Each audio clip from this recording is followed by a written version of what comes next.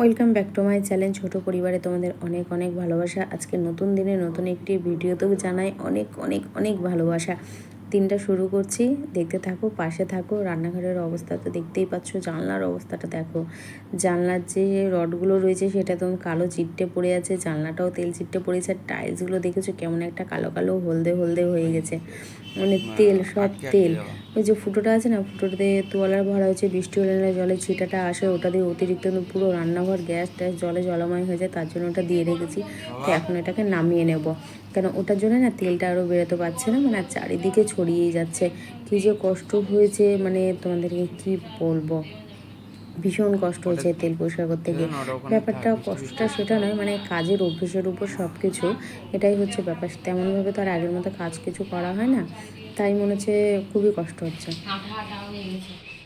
গরম জল দিলে তাড়াতাড়ি হতো, এখন ওই গরম জল করো, ওই গরম একটু ভালো একবারই ঘুষে নিচ্ছি। দেখো পিছনে দেখে আবার আলমারি মাথার উপরটা একটু ধোকা, গুলোতে একদম ভূত হয়ে আছে। আর হবে না, ফ্রিজ পরিষ্কার করবো, ফ্রিজের সুইচ বন্ধ করে দিয়েছি, কেন আর সময় নেই।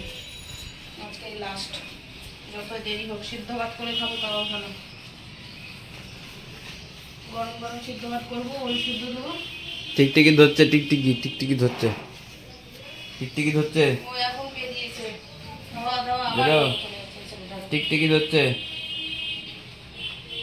টিকটিকি কই, টিকটিকি কই, টিকটিকি কই, দেখো তো দেখো তো, হয়ে টিকটিকি কই, টিকটিকি। আর ইঁদুর বলিনি, টিকটিকি বলেছি। টিকটিকি নিচে থাকে না।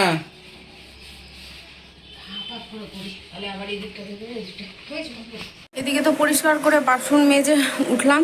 এখানে সব বাসনগুলো এই জায়গাটাতেই রেখেছি, পরে গোছানো হবে। ফ্রিজ ফাঁকা করলাম, আগে এই সমস্ত কিছু ধুয়ে মেজে নিই, তারপরে লাস্টে এটা ধোবো, তাহলে জায়গাটা আমি এখানে পেয়ে যাবো আর কি। দেখো ফ্রিজের কি অবস্থা,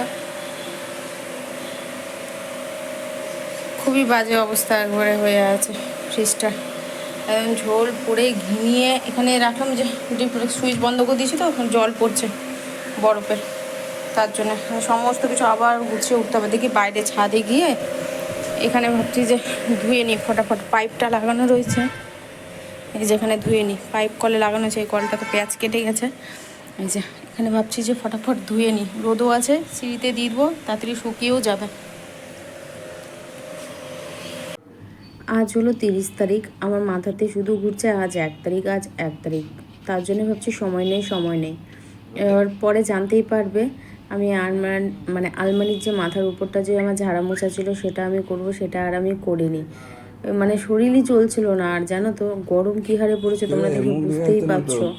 তো ছেড়েই দিয়েছিলাম, ভেবেছিলাম মহালয়ের পরে করব, কিন্তু পরে আমি দেখছি আরে আজ তো 30 তারিখ, 1 তারিখ রাত্রে সব পিকনিক হবে, আর 2 তারিখ ভোরে মহালয়া। যাক একটা দিন সময় পেয়ে গেছি, এই জন্যই ছেড়ে দিয়েছি।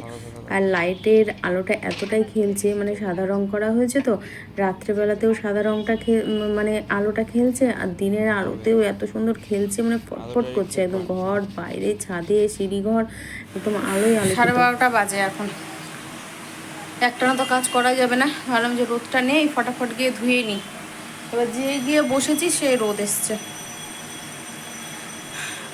ফুলগুলো ধুয়েছি, ফ্রিজের মাথার উপরে ওইভাবে রাখা আছে, জায়গা মতো রাখা হয়নি। আজকে সব করবো, যতই টাইম লাগুক, সন্ধে হলেও সন্ধে হবে।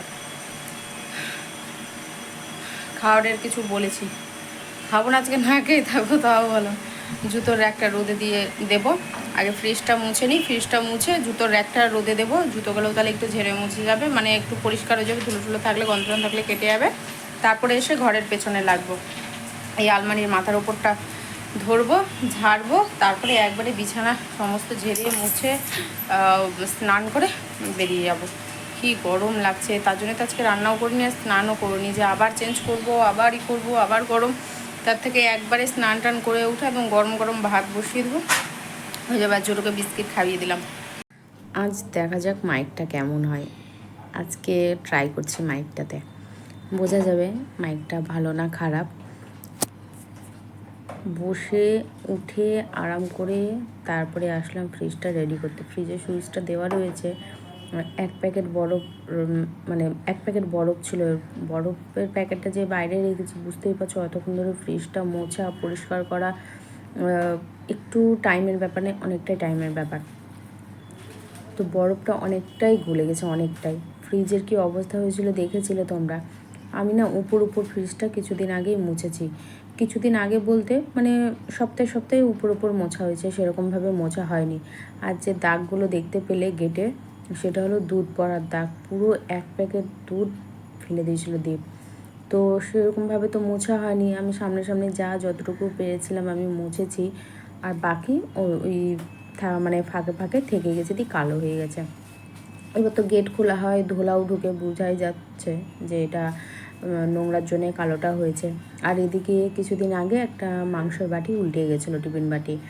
তো ঝোলটা পড়ে গেছিলো, তখন আর ফ্রিজ ধরিনি, সার্ফ টার্ফ কিছুই ধরিনি, কখন বুঝতেই পারছো।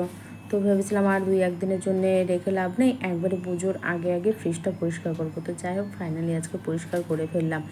ঘরে জিনিস রাখলেই হলো না, ঘরে জিনিসের ঠিকঠাকভাবে রাখতে হয়, যত্ন নিতে হয়, পরিষ্কার করতে হয়। মানে একটা বাচ্চার যেমন যত্ন নিতে হয়, সেরকমভাবেই একটা ঘরের জিনিসের উপরেও যত্নটা নিতে হয়, তবে জিনিসটা অনেক দিন যায়। আর টাইলসটা দেখে একটু হলেও হয়তো বুঝতে পারছো যে অনেকটাই পরিষ্কার হয়েছে। আর আঙ্গুলে অনেক ব্যথা পেয়েছি, জায়গায় হোয়াইট সিমেন্টগুলো এমন চোচলা হয়ে বেরিয়ে রয়েছে, মানে বুঝতে পারিনি যে ওইভাবে বেরিয়ে থাকবে। এবার লেগেছে এমনভাবে প্রত্যেকটা আঙ্গুলেই, মানে এখন ব্যথাটা আমি বুঝতে পারছি। কানি আঙুলটা কেটেও গেছে রীতিমতো, মানে ওটা কিসে লেগেছে বুঝতে পারছি না। কয়েস বাইকের যে তারটা ছিল সেটাতে লেগেছে, না যে হোয়াইট সিমেন্টগুলো ধারে একটু করে চুচলো হয়ে বেরিয়েছিল সেটাতে লেগেছে জানি না, কিন্তু কেটে গেছে। আর ফ্রিজটা গোছালাম দেখলে, একটু করে অনেক জিনিস বাদও গেছে আর গুছিয়েছি। আলমারির মাথার ওপর ধরাটাই আমার একটু চাপের বিষয় লাগছে, মানে নামিয়ে তো নেবো টেনে হেঁচড়িয়ে, মোছাও হয়ে যাবে, ঝাড়াও হয়ে যাবে যেভাবে ওক লাঠি টাঠি দিয়ে, কিন্তু জিনিসগুলো আবার উঠিয়ে রাখবো কীভাবে সেটাই ভাবছি। আবার রাখবোটাও বা কোথায় সেটাও জায়গা নেই। দেখো চেয়ারের অবস্থা কী হয়ে আছে। আজকে আর চাদর চেঞ্জ করব না, চাদরটা 2 দিন পর চেঞ্জ করব। একটু বসলাম, হাঁপিয়ে গেলাম, মানে রোদ থেকে আসলাম তো মনে হচ্ছে একদম কালো হয়ে গেছে, সব কালো দেখছি। ফ্যান ছেড়ে বসলাম,